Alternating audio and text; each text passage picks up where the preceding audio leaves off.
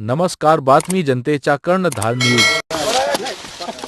शेतकऱ्याचे कैवारी सर्वंकार सुपुत्र देव देश धर्म मराठी मनाचे मानबिंदू हिंदू अस्मितेचे शिरोमणी हिंदुस्थान हिंदू धर्म रक्षक सरसेनापती मान्यता शिवसेना पक्ष प्रमुख श्रीमान उद्धव साहेब ठाकरे यांचा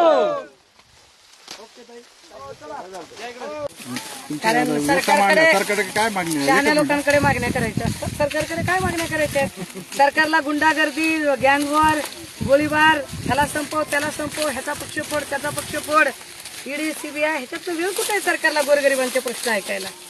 गोरगरिबांच्या प्रश्नांना आम्ही जाणून घेतोय ते याच्यासाठी की जर 2024 नंतर या सगळ्या महाराष्ट्राच्यासाठी आम्हाला काही पॉलिसी डॉक्युमेंट बनवायचं असेल तर ते पॉलिसी डॉक्युमेंट बनवताना नेमकं शोषण कुठे होतं, कुठल्या स्तरावर होतं, ते फील्डमध्ये जाऊन बघणं ही आम्हा शिवसैनिकांची जबाबदारी आहे।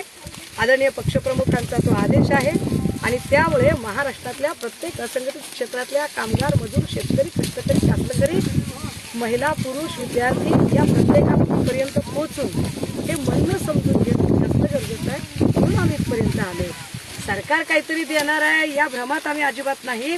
सरकार देऊ शकत नाही। सरकार जर काही देत असेल तर फक्त गोळ्या घालते। सरकार काय करत असेल तर फक्त लाठी हल्ला करते। सरकारला काही मागायला गेलं तर सरकार खोट्या केसेस करते। सरकार पक्ष फोडतंय, सरकार स्वायत्त यंत्रणा हाताशी धरते। सरकार गोरगरिबांचे प्रश्न सोडवत नाही। आत्ताच्या ह्या ज्या सगळ्या भेटीगाठी आहेत त्या येणाऱ्या काळात शिवसेना उद्धव बाळासाहेब ठाकरे पक्षाचा निवडणूक जाहीरनामा काय असेल, अजेंडा काय असेल आणि एक विजनरी पॉलिसी डॉक्युमेंट काय असावं यासाठीची म्हणून ही अगदी ग्रासरूटला जाऊन पाहणी आणि चर्चा संवाद आहे।